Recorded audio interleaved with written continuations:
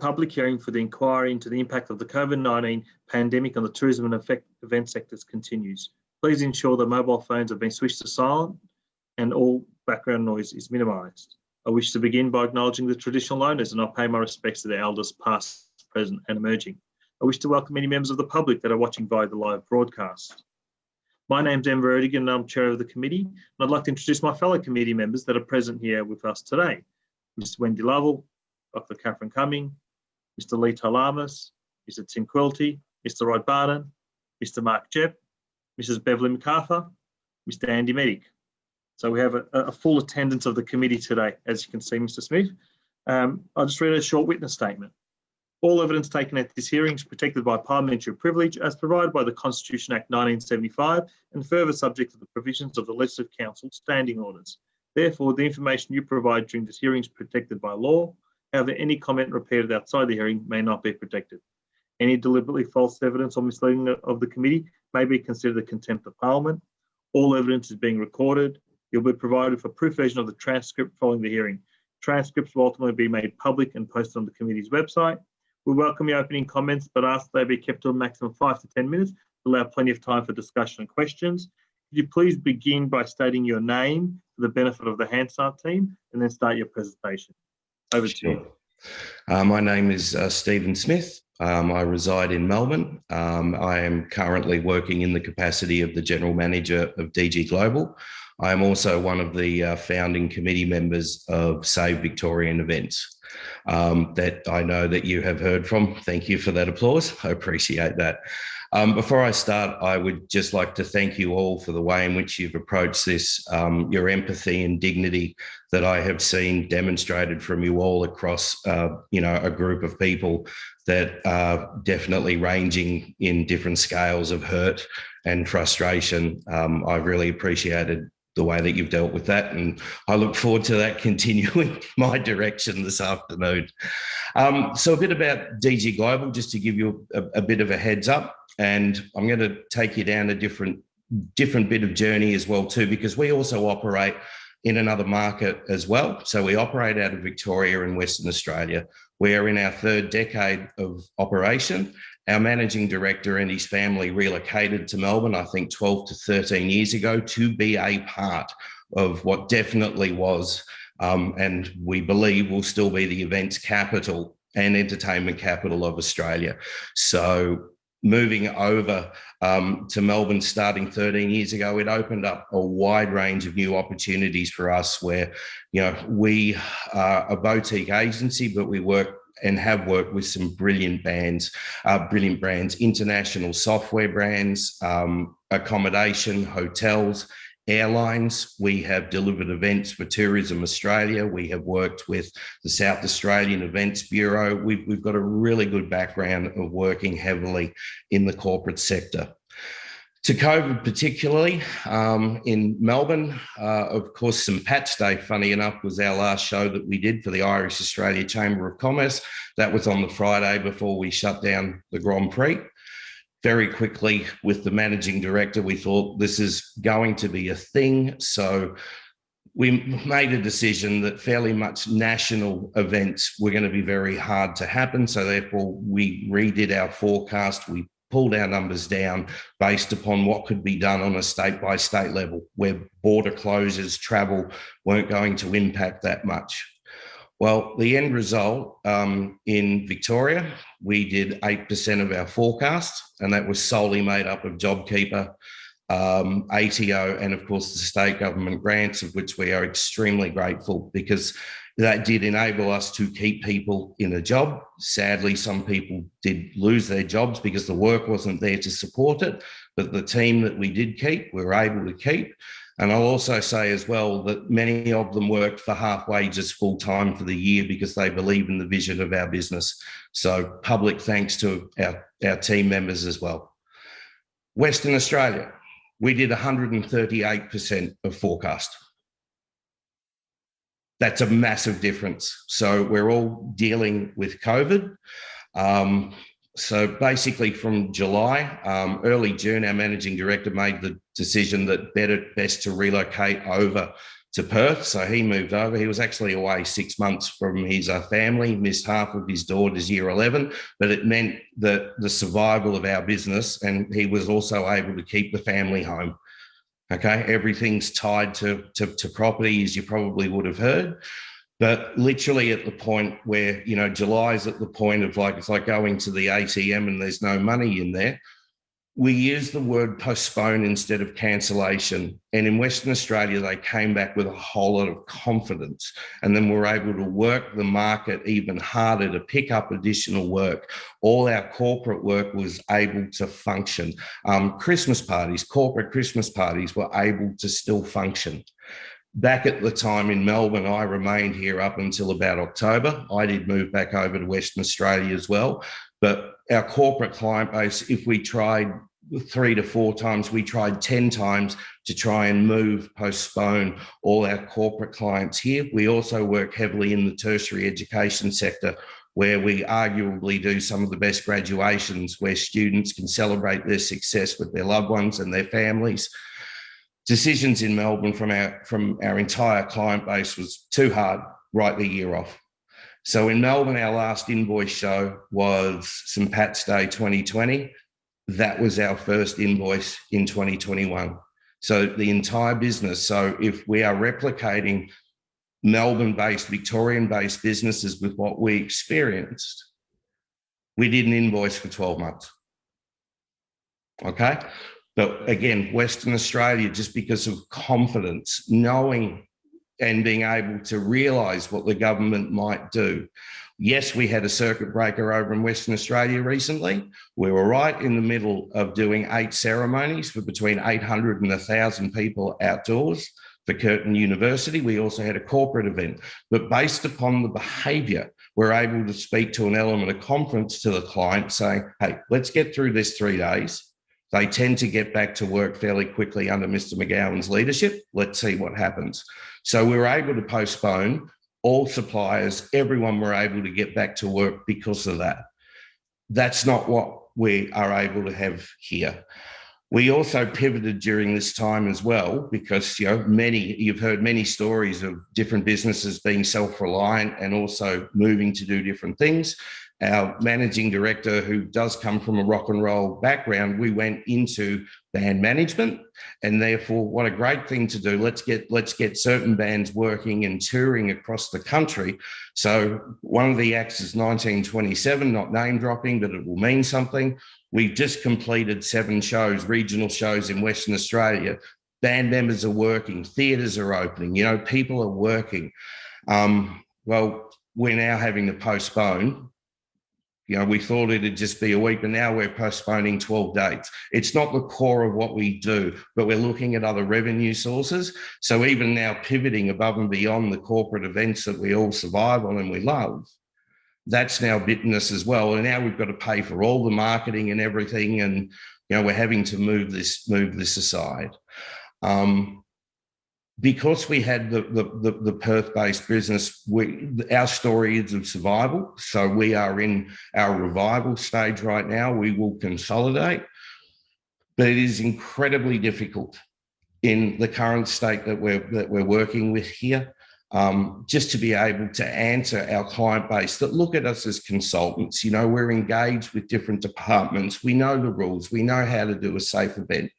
But communication is difficult. It is sometimes sketchy. We did just do a very large outdoor activation for a university where with the client, we applied for a tier 2. That process was well managed. It is detailed.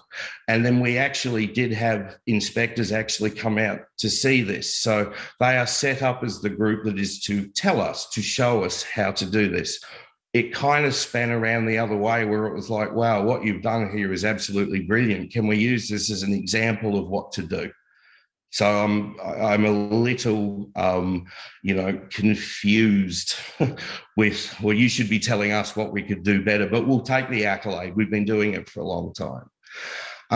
So that's the preamble. That's where we were. We've experienced 2 different markets. There is confidence in one.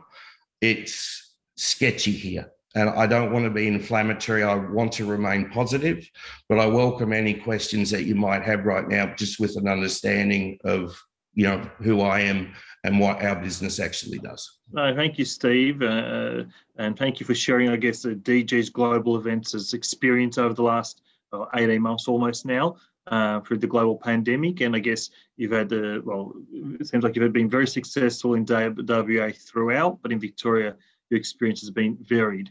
So on that point, I might just pass on to committee members. I'll ask for one question each initially. If there's time, we'll go back around. I might start with Mr. Lovell, then Mr. Talamas, then we'll go to Mr. Barton, and then go all the way around.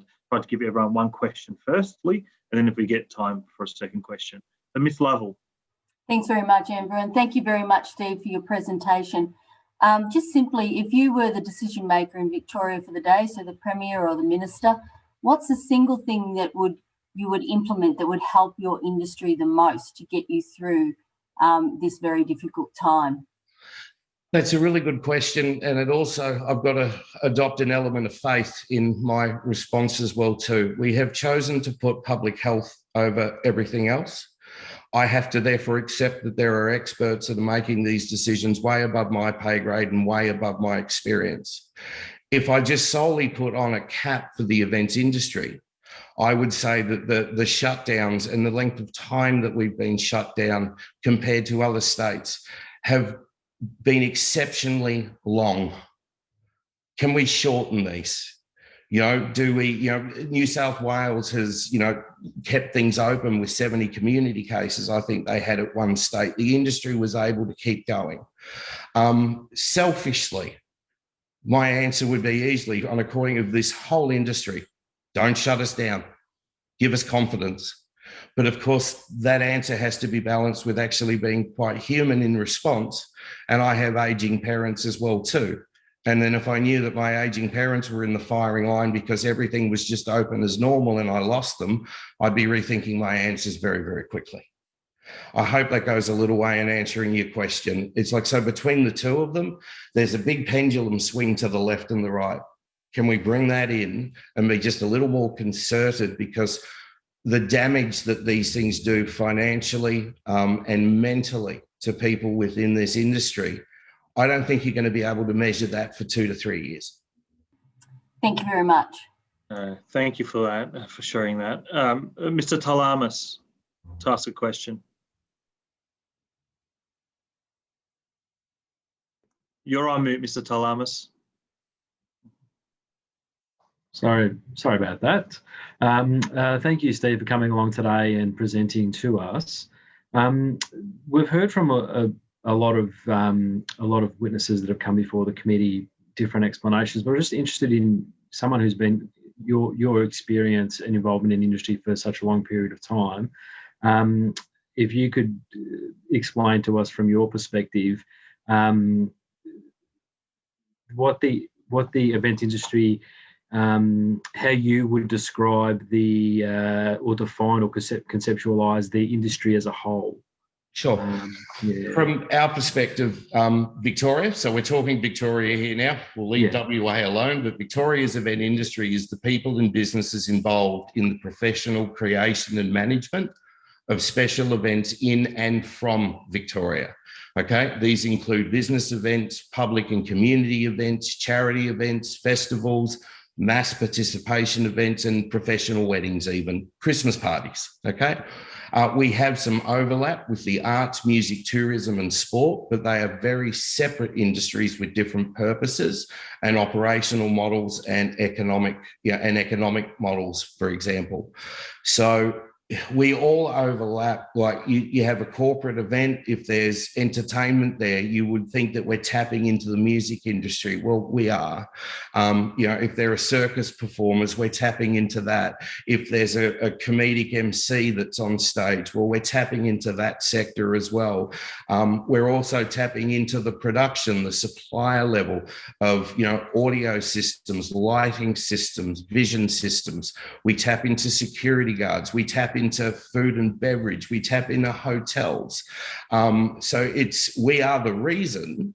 So, an event is the reason why everything else comes along in. You host 1,000-person international conference in Melbourne. You've got $500,000 of transport fares that are going into the economy, for example, with people getting into cabs and Uber. So holistically, that would be my response. I hope that answers your question sufficiently. Yeah, and I guess that kind of leads into given that broad overview of what that encapsulates, how do you kind of bring that together to sort of get that representative view of when you want to sort of drill down to see how that industry is kind of affected? How do you, what would your view be about the best way to kind of capture that? That's a brilliant follow-up. I think we need a dedicated Events Victoria. Okay. So, there are people in government who understand events in our industry and who also want to work with us. And so we can get restrictions, guidelines, and approval processes that are workable. Thank you. Thank you. Mr. Barton? Thank you, Chair. I was very fortunate for a great length of time. I piggybacked off the event centres, events happened in Melbourne, and made a good career out of it. So I certainly understand the importance of your industry.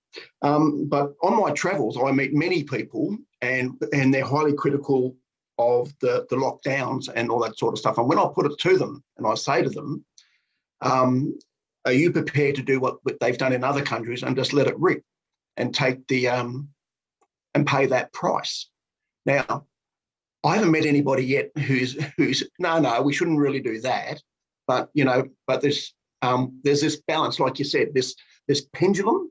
How can we get it a bit tighter, and all in those areas? And this comes down to their confidence. And how do you see, if we can get a better vaccination rate more quickly, how would that affect the events industry? Would that give you confidence? And if I might just be a little bit tricky, just about insurance for when you have an event go down. Sure. I'll try and cover all that. So first of all, the vaccination, again, there's one thing that I cannot stand, which is hypocrisy, which is one of the main reasons as well that I was thrilled to be involved with the Save Victorian events. It's one thing to snipe from the sidelines, but if you've got concern, roll your sleeves up, get involved. So, being a part of this, so I hopefully am doing what I'm saying. I've been very pro-vaccination, all us elder over 50. Those of us who are mature age. Yes, the mature age. Thank you, Mr. Barton. We've literally rolled the sleeve up. Wonderful experience. I will say this with COVID, what I experienced for 24 hours, if that is 10% of what this backside of a disease and virus actually does to people, I could not advocate for not putting people's health first at all, with just what I felt for 24 hours, just on, man flu, all that type of thing. But it's not a pleasant thing. I've heard some horror stories as well.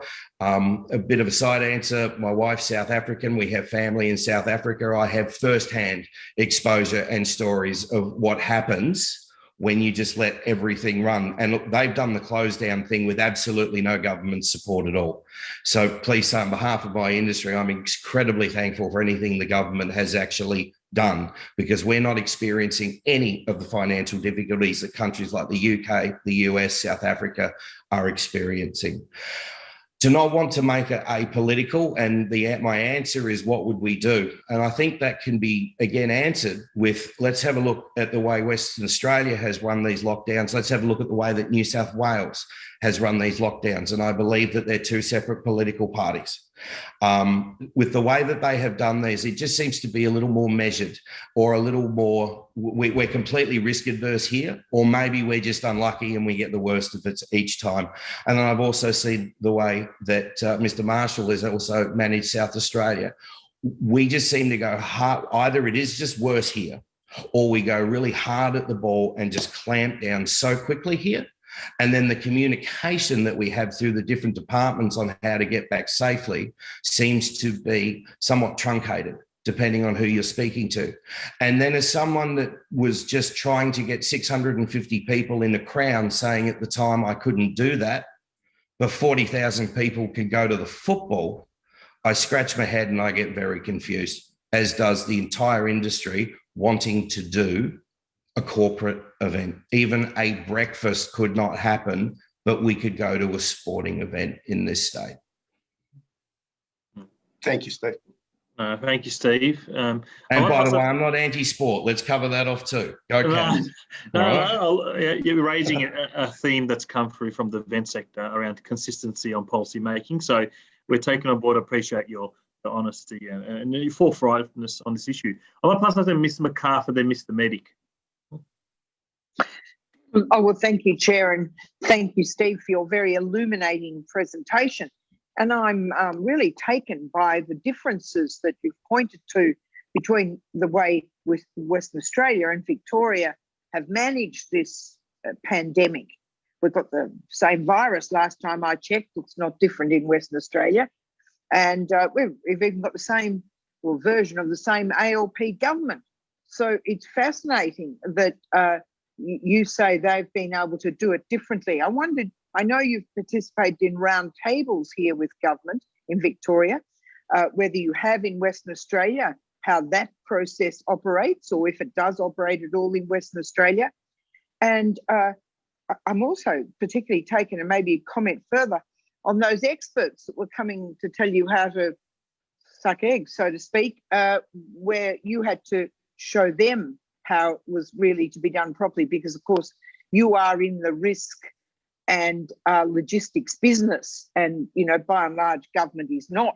So you are able to very adroitly run these sort of things in a COVID safe and proper manner. So if you could just enlarge on the differences that you've identified between Western Australia and Victoria. And I also wonder whether, you say that you totally agree that it's got to be on health advice. Have you ever seen any of this health advice that suggests we ought to be in a lockdown or have a border closure? Has it ever come before the events industry at one of these roundtable meetings? Look, I think this is a chicken and the egg thing, or has the horse truly bolted? I hate using analogies, but by the time we come to the table in Melbourne, to answer your question, the decision's been made.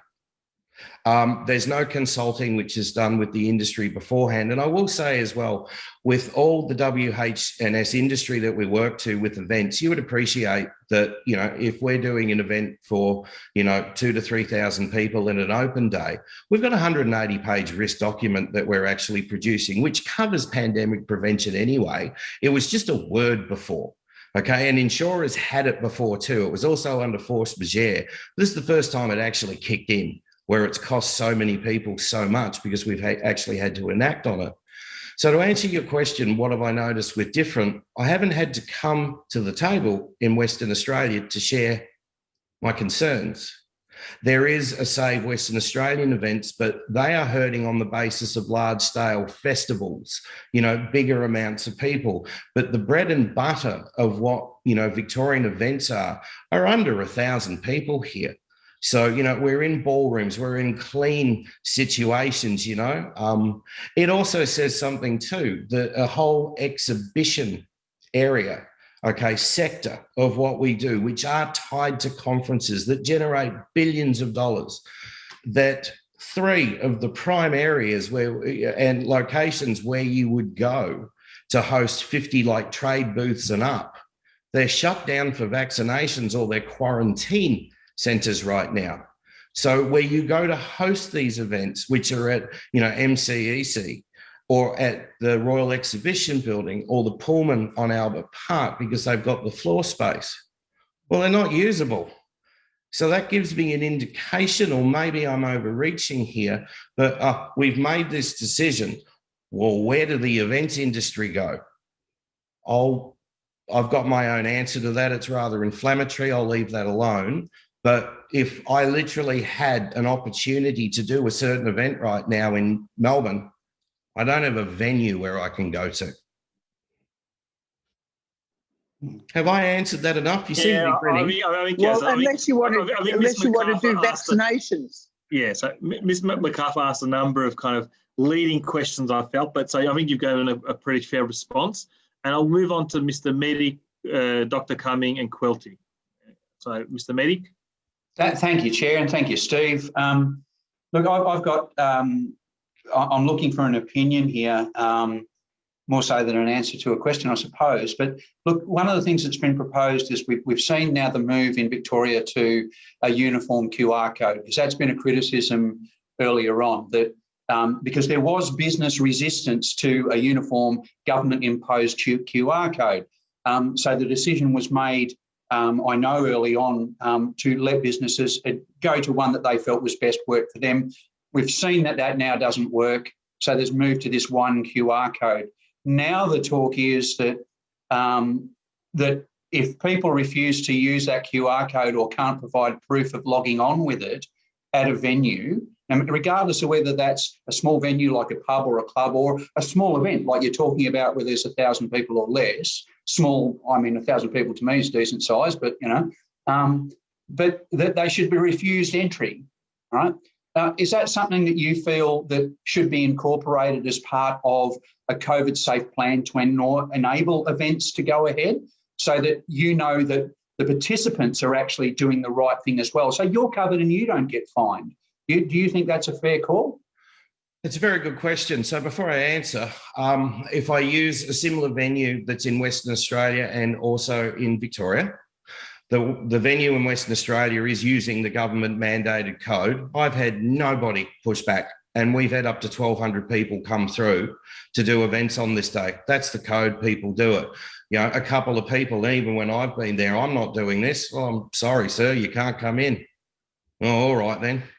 For the life of me, and this is just my opinion, why we have not updated, you know, big data is everything. You have all the data in one place right now. Your contact tracing, I imagine, would be very, very simple as compared to all these fragmented systems. Okay.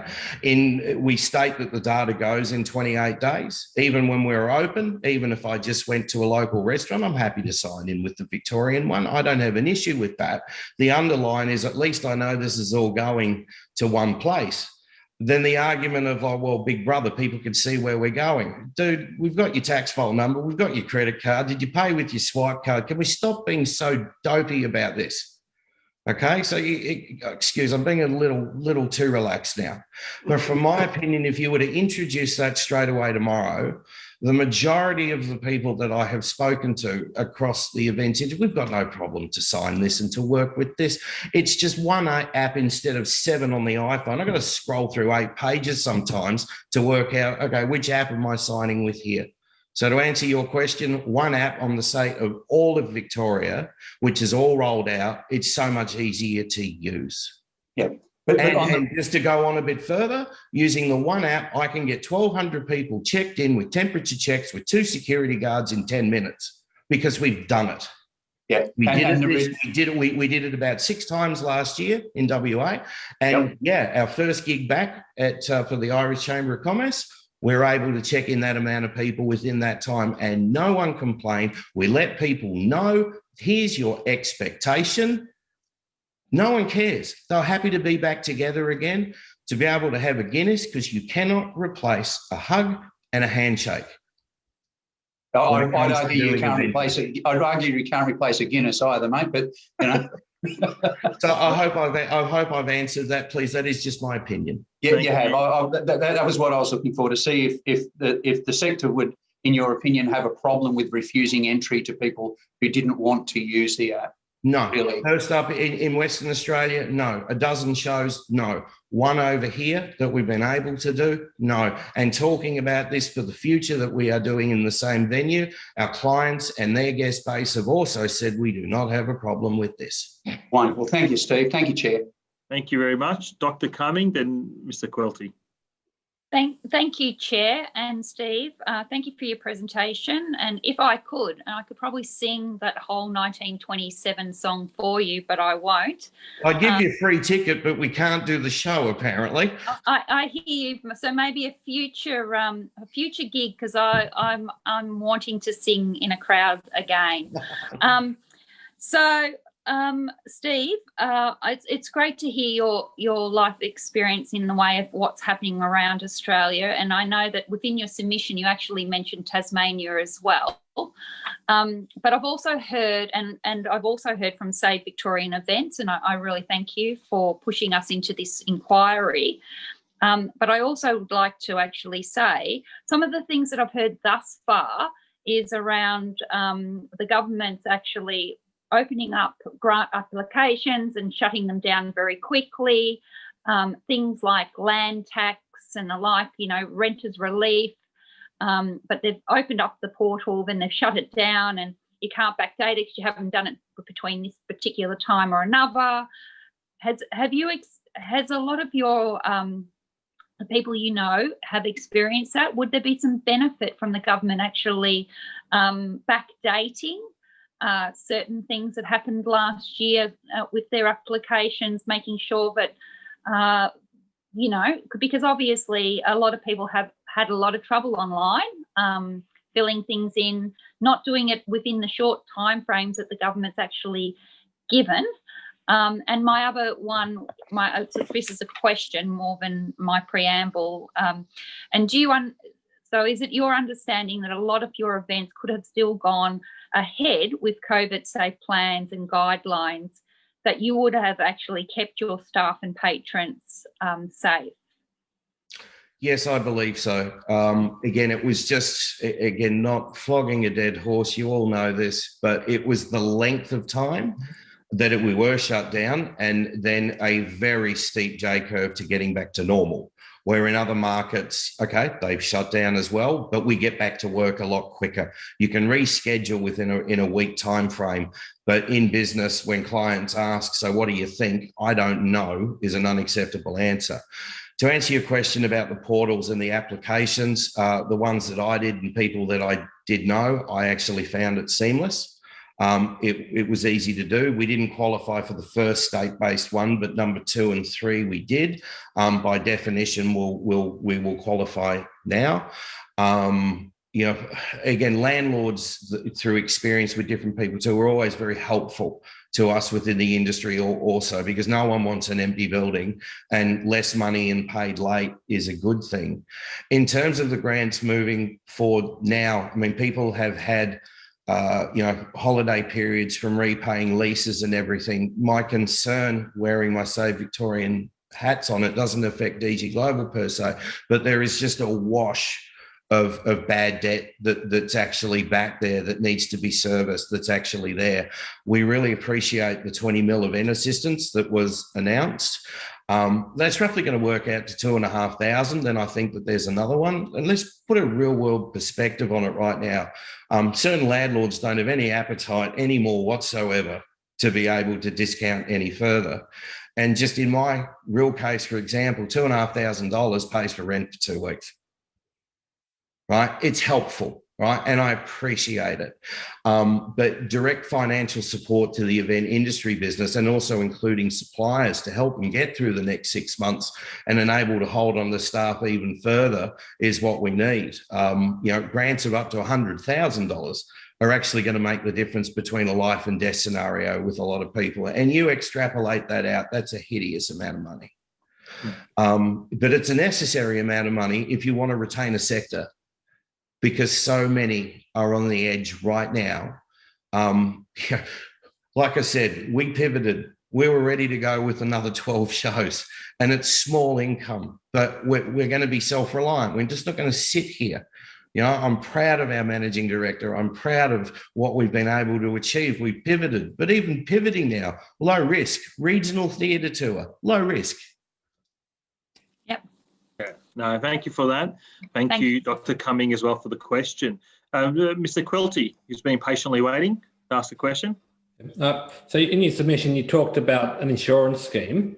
Yes. For COVID cancellation. How would that work, and what's that going to cost the taxpayers?